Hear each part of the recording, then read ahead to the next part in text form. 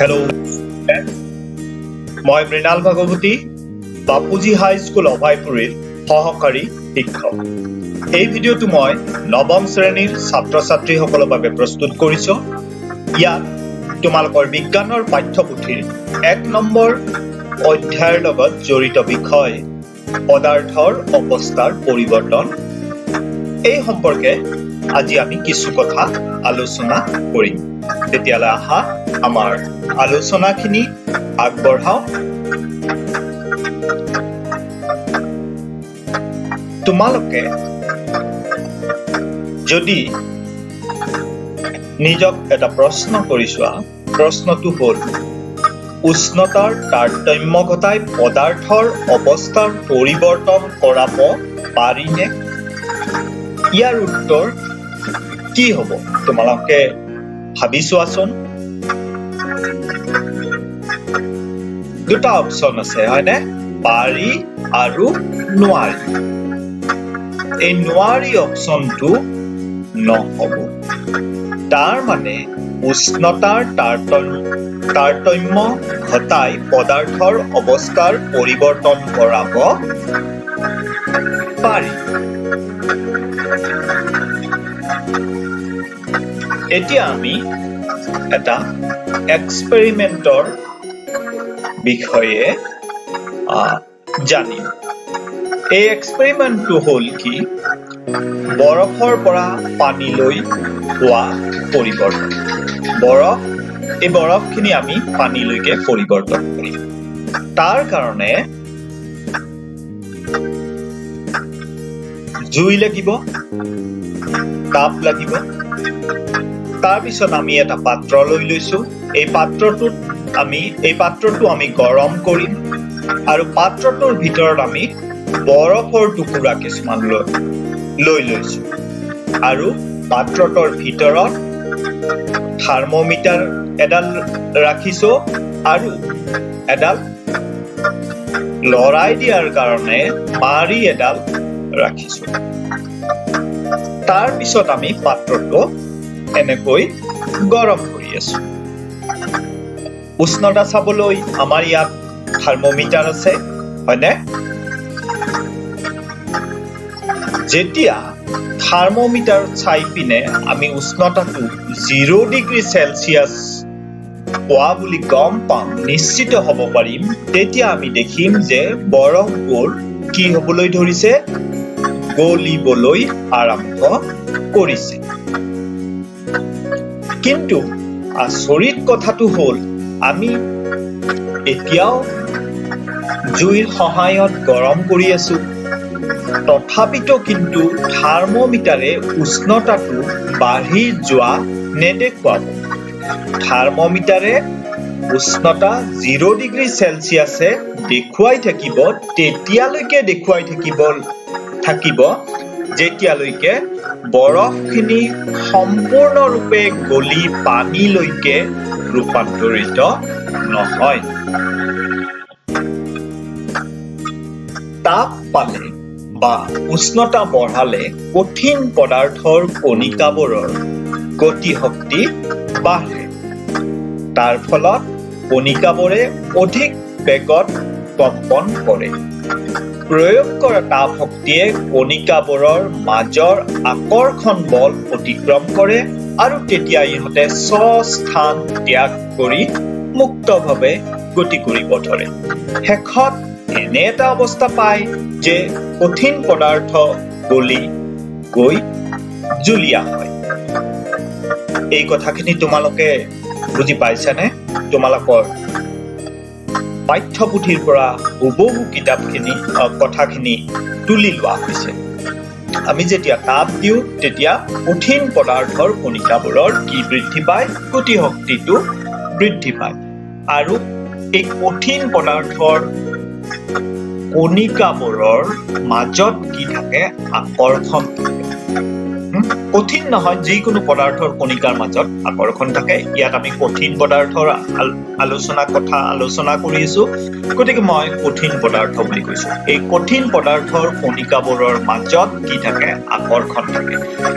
কিন্তু যেতিয়া ইহঁতৰ গতিশক্তি তাপ পোৱাৰ ফলত ইহঁত কণিকাবোৰৰ মাজত থকা আকৰ্ষণ বলতকৈ বেছি হ'ব, তেতিয়া এই আকৰ্ষণ বলটো ছিঙি পিনে কণিকাবোৰ ওলাই যাব বা মুক্তভাৱে গতি কৰিব ধৰিব আৰু তেতিয়া তাৰ অৱস্থাৰ পৰিৱৰ্তন হ'ব।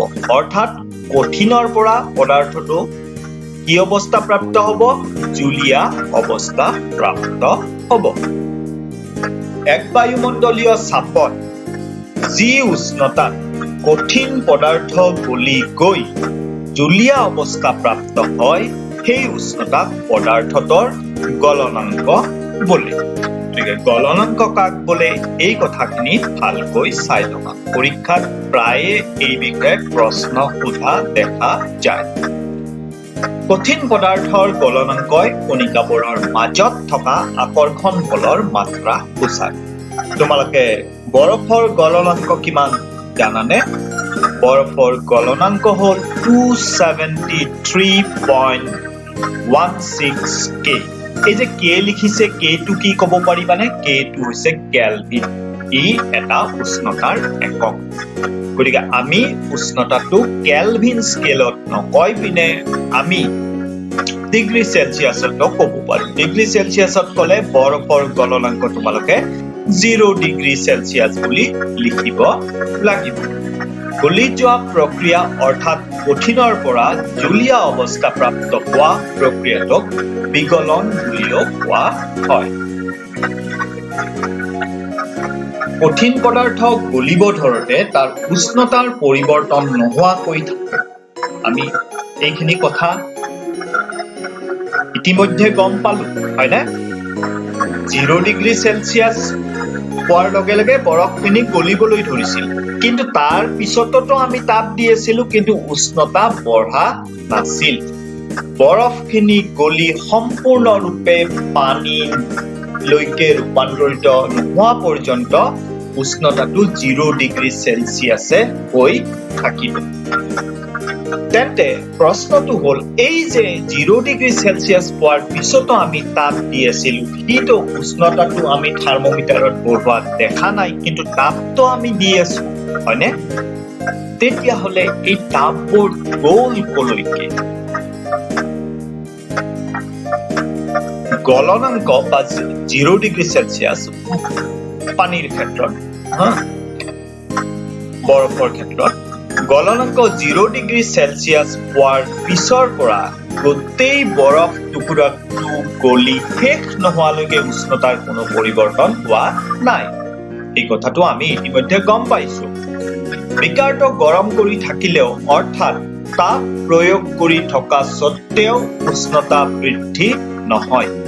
বৰফৰ কণিকাবোৰৰ মাজৰ বল অতিক্ৰম কৰি অৱস্থাৰ পৰিৱৰ্তন ঘটাবলৈ প্ৰয়োগ কৰা তাপ শক্তি ব্যৱহৃত হয়। গতিকে এই যে থাৰ্মোমিটাৰত 0 ডিগ্ৰী চেলচিয়াছ উষ্ণতাই আমি দেখি আছো, কিন্তু অথচ তাপো দি আছো, তেতিয়াহ'লে এই তাপখিনি ক'ত গ'ল? এই তাপখিনি অৱস্থাৰ পৰিৱৰ্তন কৰাত ব্যৱহৃত হৈছে। অৰ্থাৎ বৰফ মানে কঠিন অৱস্থাত আছে, সেই কঠিনৰ পৰা তাক জুলীয়া অৱস্থালৈকে নিয়াত তাপখিনি ব্যৱহৃত হৈছে। যিহেতু বিকাৰৰ পানীৰ উষ্ণতা বৃদ্ধি নোহোৱাকৈ এই তাপ শক্তি বৰফে শোষণ কৰে, সেয়ে ইয়াক বিকাৰত থকা বৰফ আৰু পানীৰ মাজত বিলীন হৈ যায় বুলি কোৱা হয়, আৰু এই পৰিমাণৰ তাপকে লিন তাপ বোলে। ইংৰাজী লেটেণ্ট শব্দটোৰ অৰ্থ হ'ল লুপ্ত হিডেন। লিন তাপ, যাক ইংৰাজীত লেটেণ্ট হিট বুলি কোৱা হয়। এতিয়া আমি ইয়াৰ সংজ্ঞাটো চাম। এক বায়ুমণ্ডলীয় চাপ আৰু গলনাংক উষ্ণতাত 1 কিলোগ্ৰাম কঠিন পদাৰ্থ জুলীয়া অৱস্থালৈ নিবলৈ যি পৰিমাণৰ তাপৰ প্ৰয়োজন হয়, তাকে পদাৰ্থটোৰ বিগলনৰ লিন তাপ বোলে। ইংৰাজীত কি কয়? Latent heat of fusion. গতিকে 0 ডিগ্ৰী চেলচিয়াছ উষ্ণতাত বা 0 ডিগ্ৰী চেলচিয়াছ নকৈ পিনে তাক কেলভিনত ক'লে 273 কেলভিন 0 ডিগ্ৰী চেলচিয়াছ উষ্ণতাত বৰফৰ কণিকাবোৰৰ তুলনাত পানীৰ কণিকাবোৰত নিহিত শক্তিৰ পৰিমাণ অধিক। কিয়? কাৰণ 0 ডিগ্ৰী চেলচিয়াছ হোৱাৰ পিছতো আমি তাপ দি আছো, সেই তাপখিনিয়ে বৰফক জুলীয়া অৱস্থালৈকে লৈ গৈছে। গোটা বৰফ মানে গোটা, তাক জুলীয়া অৱস্থালৈকে লৈ গৈছে, পানীলৈকে ৰূপান্তৰ কৰিছে। গতিকে পানীখিনিত আৰু অকমান বেছি তাপ সোমাই থাকিল নে নাই? এই লিন তাপখিনি, যিখিনি তাপ সোমাইছে কিন্তু থাৰ্মোমিটাৰে সেইটো শ্ব' কৰা নাই, দেখুওৱা নাই যে উষ্ণতা বাঢ়িছে। গতিকে আমি কি ক'ব পাৰো? 0 ডিগ্ৰী চেলচিয়াছ উষ্ণতাত বৰফ আছে আৰু 0 ডিগ্ৰী চেলচিয়াছ উষ্ণতাত পানী আছে। বৰফ আৰু পানীৰ মাজত কোনটোৰ বেছি শক্তি আছে? পানী, কাৰণ তাত বিগলনৰ লিন তাপখিনি সোমাই আছে। যেতিয়া আমি পানী গৰম কৰো তেতিয়া কণিকাবোৰ খৰকৈ গতি কৰিবলৈ আৰম্ভ কৰে। এই বস্তুটো তোমালোকে নিশ্চয় পৰ্যবেক্ষণ কৰিছা। যেতিয়া আমি পানী উতলিবলৈ দিওঁ খুব দৌৰা দৌৰি লাগি যায় নে পানীৰ কণিকাবিলাকৰ, হয়নে? যেন কৰবাত যুদ্ধহে লাগিছে, আৰ্মি বিলাকে যুদ্ধত যোৱাৰ কাৰণে দৌৰা দৌৰি কৰিছে, তেনেকুৱা ধৰণৰ পৰ্যবেক্ষণ তোমালোকে নিশ্চয় কৰিছা। নিৰ্দিষ্ট উষ্ণতাত এনে এটা অৱস্থা পাইগৈ যে কণিকাবোৰে সিহঁতৰ মাজত থকা আকৰ্ষণ বল ভাঙি মুক্ত হ'ব পাৰে। এই উষ্ণতাতেই জুলীয়া পদাৰ্থ গেছীয় অৱস্থালৈ পৰিৱৰ্তন হোৱা আৰম্ভ কৰে। গতিকে আমি যেতিয়া পানী লৈ পিনে তাক গৰম কৰি পিনে উষ্ণতা বঢ়াই গৈ থাকো, তেতিয়া আমি দেখা পাম যে উষ্ণতা যেতিয়া 100 ডিগ্ৰী চেলচিয়াছ পায়, তাৰ পিছত পানীখিনি বাষ্পলৈকে ৰূপান্তৰিত হোৱা কামটো আৰম্ভ হ'ব। পানীখিনি সম্পূৰ্ণৰূপে বাষ্পলৈকে ৰূপান্তৰিত নোহোৱা পৰ্যন্ত কিন্তু তোমালোকে যদি তাত থাৰ্মোমিটাৰ লগাই চোৱা তেতিয়া দেখিবা যে পানীৰ উষ্ণতা 100 ডিগ্ৰী চেলচিয়াছে দেখুৱাই থাকিব। ঠিক বৰফৰ ক্ষেত্ৰত হোৱাৰ দৰে। এই উষ্ণতাতেই জুলীয়া পদাৰ্থ গেছীয় অৱস্থালৈ পৰিৱৰ্তন হোৱা আৰম্ভ কৰে। এই উষ্ণতা মানে কিমান ডিগ্ৰী? 100 ডিগ্ৰী চেলচিয়াছত। বায়ুমণ্ডলীয় চাপৰ যি উষ্ণতাত জুলীয়া পদাৰ্থ উতলিবলৈ আৰম্ভ কৰে সেই উষ্ণতাকে তাৰ উতলাংক বোলে। উতলন হ'ল সমুদায় পদাৰ্থখিনিত হোৱা পৰিঘটনা। পানীৰ কণিকাবোৰে প্ৰয়োজনীয় শক্তি লাভ কৰি বাষ্পলৈ যায়। পানীৰ বাবে এই উষ্ণতা 100 ডিগ্ৰী চেলচিয়াছ, আৰু তাক যদি তোমালোকে কেলভিনত পোৱা 100 ডিগ্ৰী চেলচিয়াছৰ লগত তোমালোকে 273 যোগ কৰি দিব লাগিব।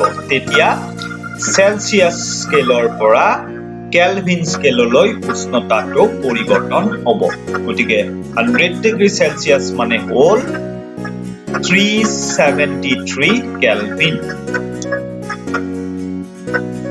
এতিয়া 100 ডিগ্ৰী চেলচিয়াছ উষ্ণতাত জলীয় বাষ্পৰ কণিকাবোৰৰ শক্তি একে উষ্ণতাত থকা পানীৰ কণিকাবোৰৰ শক্তিতকৈ বেছি। কিয় বেছি হ'ব? এই ধৰণৰ আলোচনা আমি বৰফৰ ক্ষেত্ৰত কৰিলো, হয়নে? 0 ডিগ্ৰী চেলচিয়াছ উষ্ণতাত থকা বৰফতকৈ 0 ডিগ্ৰী চেলচিয়াছ উষ্ণতাত থকা পানীৰ শক্তি বেছি, তাত নিহিত শক্তি বেছি। গতিকে ইয়াতো কি হ'ব? 100 ডিগ্ৰী চেলচিয়াছ উষ্ণতাত থকা পানীৰ কণিকাবোৰৰ শক্তিতকৈ 100 ডিগ্ৰী চেলচিয়াছ উষ্ণতাত থকা জলীয় বাষ্পৰ কণিকাবোৰৰ শক্তি বেছি, কাৰণ তাত অতিৰিক্তভাৱে আৰু কিছু তাপ সোমাই থাকে। কি তাপ সোমাই থাকে? লিন তাপ। গতিকে এই তাপখিনিও ধৰি ৰাখে, যাৰ কাৰণে তাৰ শক্তি বেছি। গতিকে আমি এতিয়ালৈকে যিখিনি আলোচনা কৰিলো তাৰ পৰা আমি কি সিদ্ধান্তত উপনীত হ'ব পাৰো যে উষ্ণতাৰ তাৰতম্য ঘটাই পদাৰ্থৰ অৱস্থাৰ পৰিৱৰ্তন কৰাব পাৰি। গোটা অৱস্থাত যদি থাকে তাক তাপ দিলে ই জুলীয়া অৱস্থা প্ৰাপ্ত হ'ব। জুলীয়া অৱস্থাত থাকিলে তাক তাপ দিলে ই গেছীয় অৱস্থা প্ৰাপ্ত হ'ব বা ওলোটাত হৈও আমি কৰিব পাৰো। আমি যদি তাপটো কমাই যাওঁ, আগৰবাৰ বেছি কৰি গৈছিলো, এতিয়া আমি যদি কমাই যাওঁ তেতিয়াহ'লে গেছীয় অৱস্থাৰ পৰা জলীয় অৱস্থা প্ৰাপ্ত হ'ব।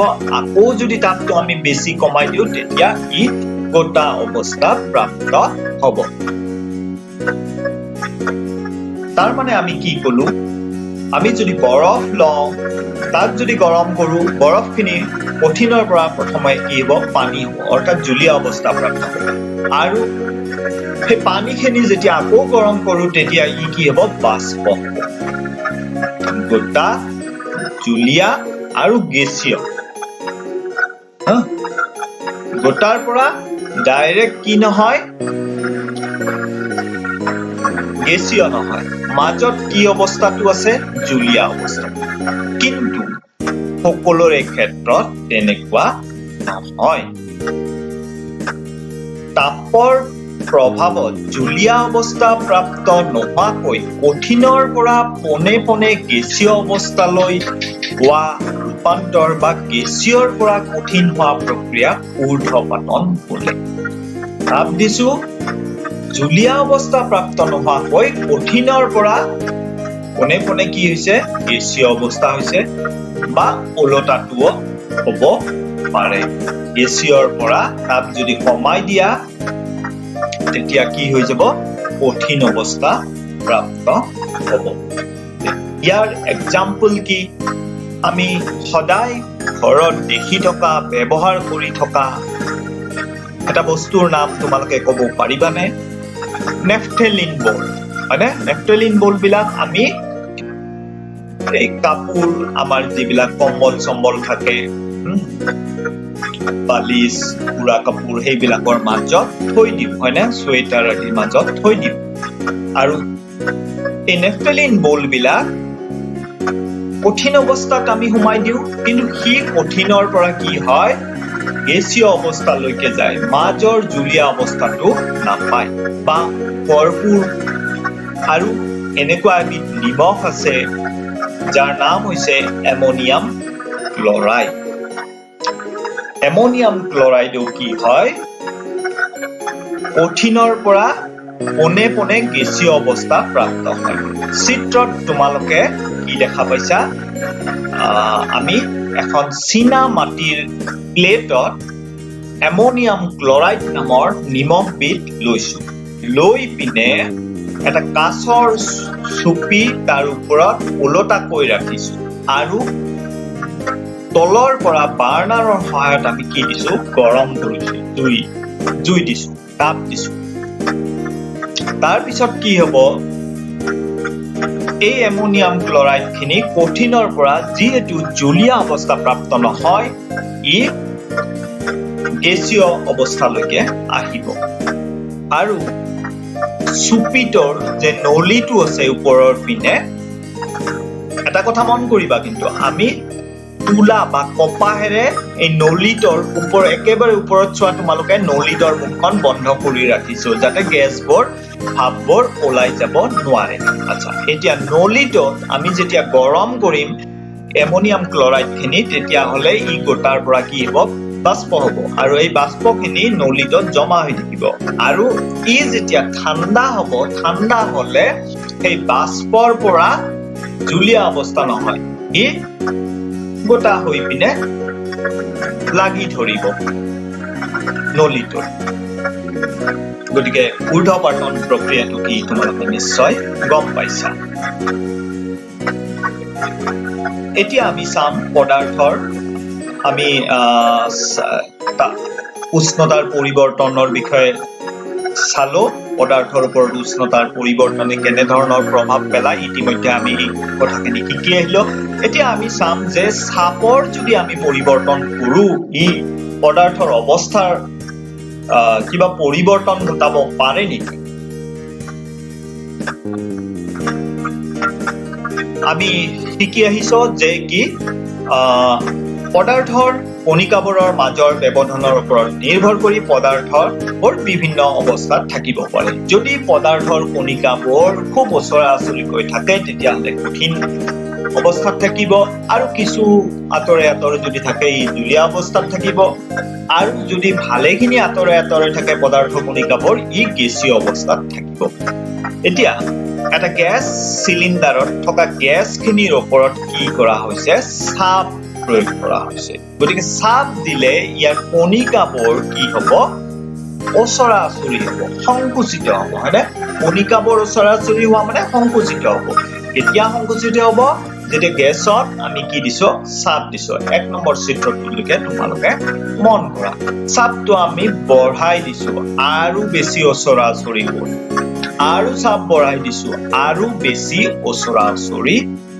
হ'ব এনেকৈ আমি চাপ বঢ়াই পিনে কণিকাবোৰৰ মাজৰ দূৰত্বটো কি কৰিব পাৰো কমাই আনিব পাৰো আৰু আমি যদি চাপ প্ৰয়োগ কৰো আৰু লগতে উষ্ণতা কমাই দিও তেতিয়াহলে গেছীয় পদাৰ্থ জুলীয়া অৱস্থালৈকে আহি যাব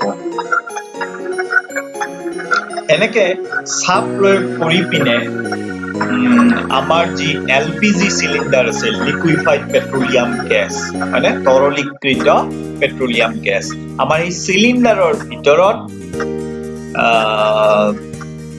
আসলতে তৰল অৱস্থাত থাকে আৰু যেতিয়া আমি ৰেগুলেটৰটো ঘূৰাই দিও তেতিয়া আমি চাপটো কমাই দিলে পাইপডালেৰে এই তৰলৰ পৰা গেছীয় অৱস্থালৈকে ৰূপান্তৰিত হয় গ্যাস হিচাপেহে ওলায় আমি পাকঘৰত ইউজ কৰো নহয় এলপিজি সিলিন্ডাৰ সেইটো খুব প্ৰেছাৰত সিলিন্ডাৰৰ ভিতৰত গ্যাসখিনি ৰখা হয় যাৰ কাৰণে তৰল অৱস্থাত থাকে আৰু সেই কাৰণে ইয়াক এলপিজি বুলি কোৱা হয় লিকুইফাইড পেট্ৰলিয়াম গ্যাস বুলি কোৱা হয়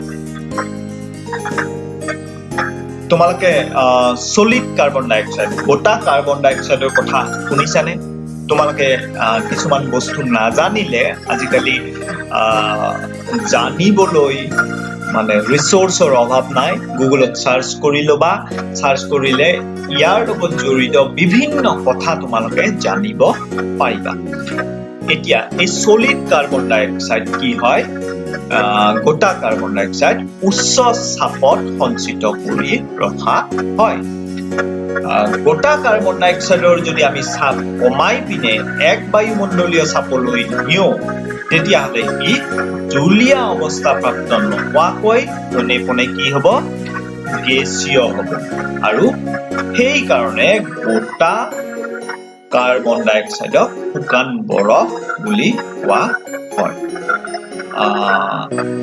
আজি যিখিনি আলোচনা কৰিলো তাৰ একেবাৰে শেষত এই কথাটো আমি ক'ব পাৰো যে চাপ আৰু উষ্ণতাই পদাৰ্থবিধ কঠিন জুলীয়া নে গেছীয় অৱস্থাত থাকিব তাক নিৰ্ধাৰণ কৰে আজিৰ এই ভিডিঅ'টো চোৱাৰ বাবে তোমালোক আটাইলৈকে ধন্যবাদ জনাই মোৰ ভিডিঅ' মই ইয়াতে সামৰিব বিচাৰিছো